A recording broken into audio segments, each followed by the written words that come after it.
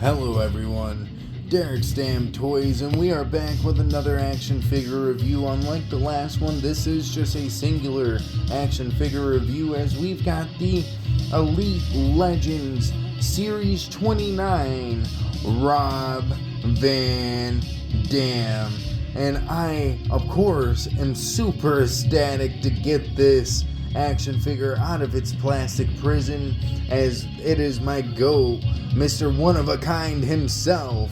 We've got Rob Van Dam, and oh man, I'm getting goosebumps just thinking about having this gear in hand, because this is one of my all-time favorite gears he's ever worn. It reminds me so much of SVR 2007, if I recall correctly, because I want to say he wore this singlet in the game, and I always played as RVD in the older SVR games, and well, of course I still play as him a bit here and there when I play the 2K games now, but that's besides the point. I hope I gave you enough time to read that. If not, I'll give you a little zoom in on the bio. I don't normally tend to do that, but I'll give it to you this time. And if you guys like that little added detail, I guess I can keep that here in the future. Of course, we've got other figures in the wave. We've got Robbie. We've got Bobby the Brain Heenan. We've got Curt Hennig, and we've got the British Bulldog Davey Boy Smith himself. I do want the Curt Hennig and Davey Boy Smith. The Bobby the Brain Heenan would be cool just to say I own one, but honestly, I didn't grow up in that era, so I can't really say I was going out of my way to watch a lot of things with Bobby in it, though his commentary is forever golden, I will say that, because he is, at least from what I hear in the wrestling community, the most remembered for his commentary and management roles. But either way, enough said, because I probably fucked that up and botched it, and you're gonna call me out about not knowing wrestling well enough because I didn't know Bobby the Brain Heenan well enough, but at least I know of him. Anyway, let's get into this action figure review before I fucking keep rambling and make myself sound even stupider. Man, oh man, all I can say is now that we've got this RVD out of his plastic prison, we can go over the figure and his accessories, and I am really excited to get into this figure and his accessories as well.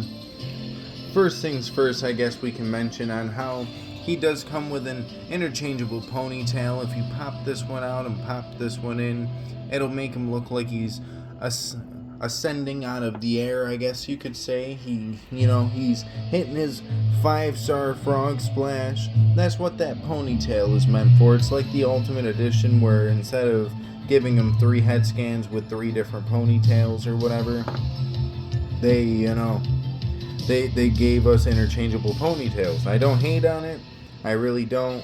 I haven't had a problem too much really when it came to my Ultimate Edition, but we'll see how it goes when it comes to this head scan. And well, I kind of wish we would have at least gotten the Screaming RVD head scan to go along with this, so then we could have the 5-star frog splash expression with the with the ponytail, but that's whatever.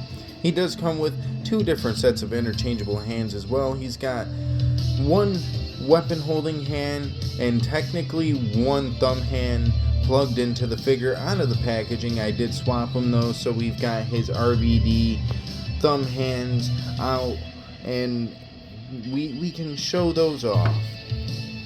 But realistically, we all know you're not here for that shit.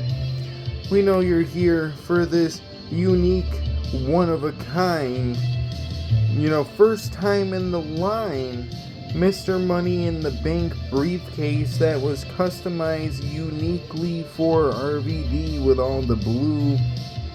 You got the lightning up here, some stars.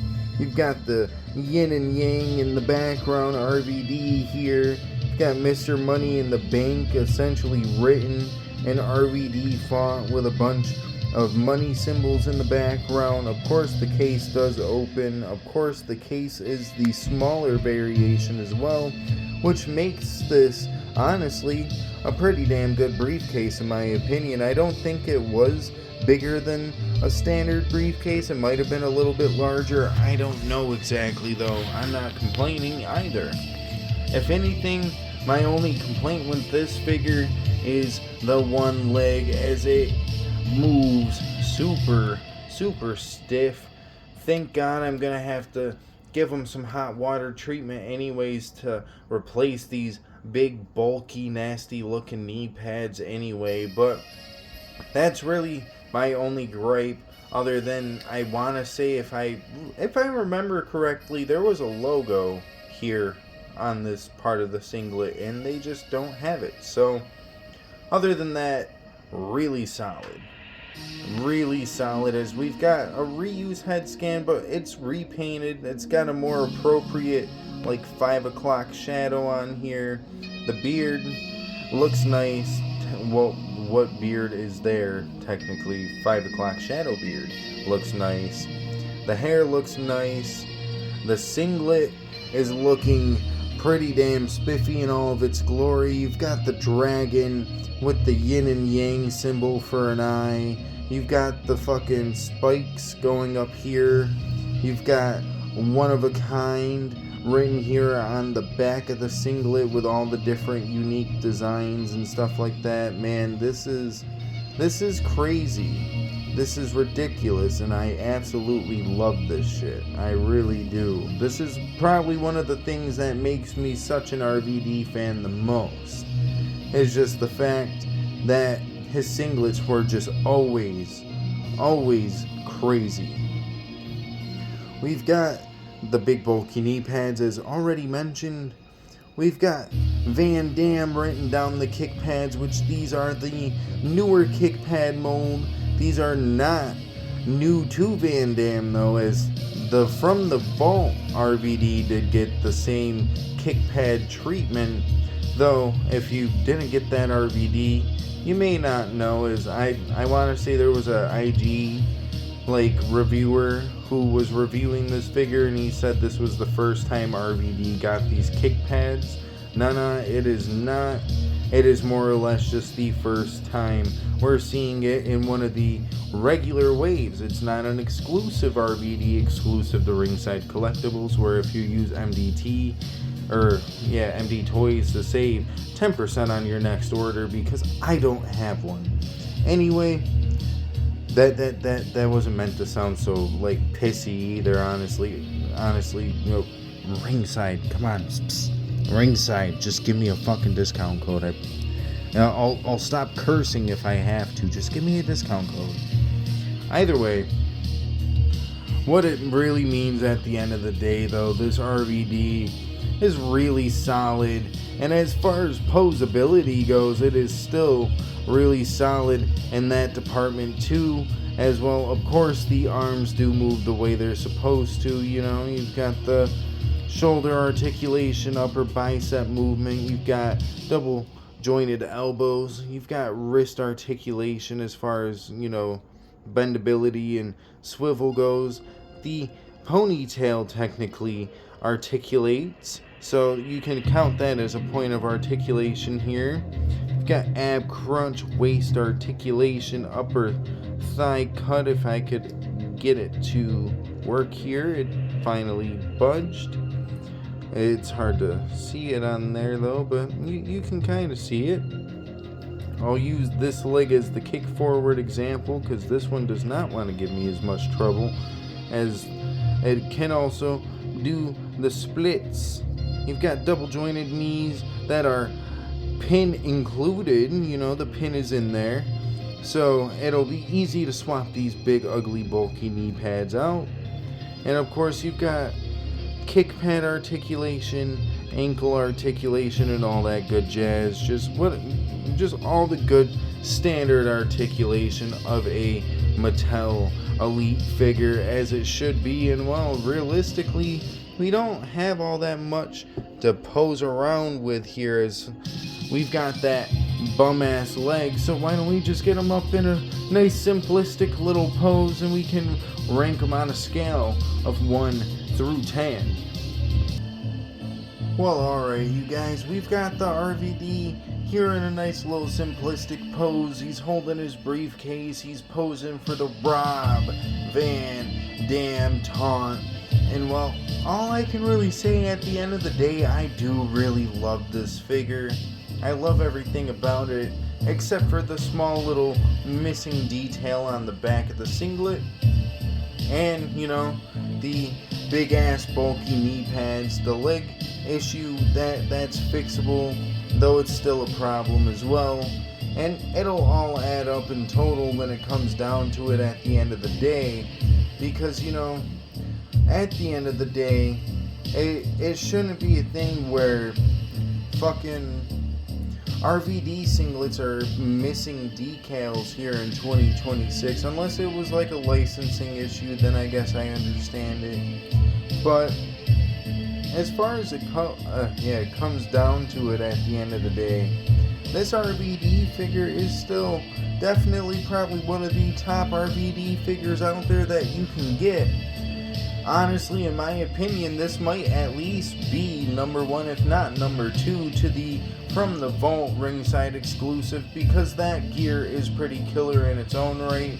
Maybe the defining moments being a nice third, though I do not own that figure. I just love the white gear. I can't lie, those gears get me every time. And you know what also gets me? The fact that this gear just is absolute beauty in its own right. And I think I said that like multiple times, if I'm gonna be honest with you. But at the end of the day, all I can really say is that, well, goddamn, I'm yawning. I'm sorry. I'm tired. I got done working like a couple hours ago, and I'm just super exhausted.